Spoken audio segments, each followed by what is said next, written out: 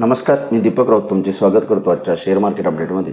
आज मार्केटनं सुरुवात पॉझिटिव्ह केलेली, निफ्टी 60-70 पॉईंट पॉझिटिव्ह ओपनिंग केलेलं, पण त्यानंतर आज RBI पॉलिसीनंतरनं मार्केट मात्र खाली आलं। पॉलिसी चांगली होती अकॉर्डिंग टू मार्केटला ज्या काही अपेक्षा होत्या फॉरेन इन्स्टिट्यूशनलवर इन्फ्लो येण्यासाठी जी काही पावलं उचलायला पाहिजे होती ती RBIनं उचललेली आहेत। इन्फ्लेशन थोडंसं हायर साईडला प्रोजेक्ट केले, कारण ऑलरेडी क्रूड ऑइलच्या प्राइजेस आणि पेट्रोल डिझेलच्या प्राईस वाढल्यामुळं इन्फ्लेशनवर त्याचा इम्पॅक्ट होणार आहे। आणि फॉरकास्ट ग्रोथ तर थोडंसं कमी केलं आहे, जे बऱ्यापैकी मार्केटला डिस्काउंटेड होतं, माहिती होतं। त्यानंतर मात्र मार्केटनं immediate after policy Nifty 60-70 point positive होती, मायनस जवळपास 70-80 पॉईंटला आली। आणि बँक निफ्टीसुद्धा ऑलमोस्ट 400 ते 500 पॉईंट ओपनिंगला पॉझिटिव्हमध्ये होते। बँक निफ्टीनंसुद्धा एंटायर 400-500 पॉईंटचा गेन गमावला, मायनस ट्रॅजेक्टरीमध्ये गेली बँक निफ्टीसुद्धा 100-150 पॉईंट। त्यानंतर परत पुन्हा क्लोजिंगला मात्र बँक निफ्टीनं रिकव्हरी दिली 200 पॉईंट पॉझिटिव्ह। निफ्टी मात्र रिकवर होण्यामध्ये फारसा सक्षम राहिला नाही डिपनंतरनं, आणि 50 पॉईंट मायनसमध्ये बंद दिलं। पण ओव्हरऑल मार्केट जे आहे ते रेंजमध्ये ट्रेड करते। मी गेल्या व्हिडिओमध्ये म्हणतं निफ्टी लोअर लेवलला 23,200 23,300 रेंज आहे सपोर्ट, हायर लेवलला 23,500 ते 23,800 रेजिस्टन्स झोन आहे।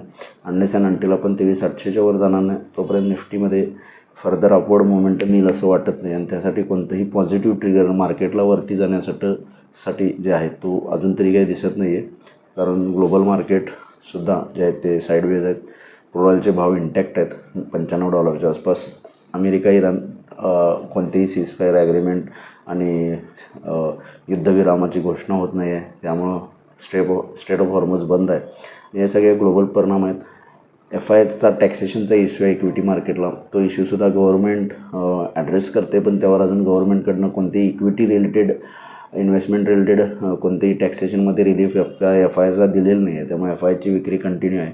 आणि या सगळ्यामुळं मार्केट जे आहे ते एक स्टॅग्नंट राहिले 23,300 ते 23,800च्या या रेंज बाउंड राहिले। आणि मला वाटते जोपर्यंत आपण 23,800 क्लाइंब करणार नाही तोपर्यंत फर्दर हायर लेवल्स आपल्याला बघायला मिळणार नाहीत।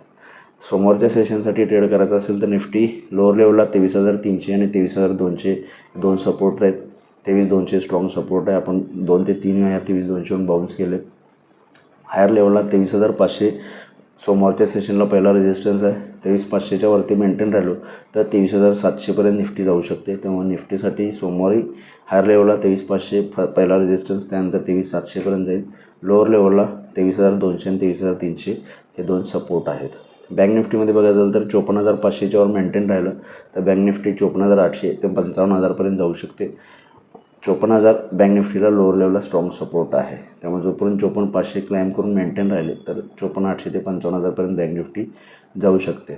या लेवल्सनुसार तुम्ही बँक निफ्टीमध्ये सोमवार ट्रेड करू शकता। आज NSEमध्ये 1,384 शेअर्स वाढले, त्या बाजूला 1,600 शेअर पडलेत। निफ्टीमध्ये 23 शेअर्स वाढले, त्या बाजूला 27 शेअरमध्ये पडझड आहे। थोडं मिक्स शो आहे NSEमध्ये, निफ्टीमध्ये ॲडव्हान्स डिक्लाइन्समध्ये। सेक्टर इंडिसाइजमध्ये सुद्धा आज बँक, फार्मा आणि रिॲलिटी सेक्टरमध्ये वाढ आहे। IT आणि मेटल सेक्टरमध्ये पडझड बघायला मिळालेली आहे। ग्लोबल मार्केटचा आढावा घ्यायचा असेल तरी युरोपियन मार्केट्स पॉझिटिव्ह आहेत 0.5%। डाव फ्युचर्स 80 पॉईंट पॉझिटिव्ह आहे।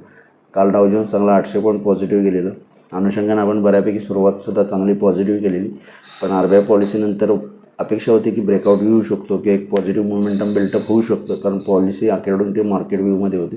तसं न होता मार्केट खाली आले आणि मार्केट जे आहे ते रेंजमध्ये अडकलेलं आहे। मला वाटतं नेक्स्ट वीकमध्ये सुद्धा या रेंजमध्येच ट्रेड होऊ शकतं। तर बघूया मार्केट सोमवारी नेक्स्ट वीकमध्ये कशा पद्धतीने बिहेव होते। माझा व्हिडिओ ऐकला त्याबद्दल धन्यवाद। माझा व्हिडिओ जास्तीत लाईक करा, शेअर करा, माहितीला सबस्क्राईब करून डेली अपडेटसाठी बेल आयकॉनला क्लिक करा।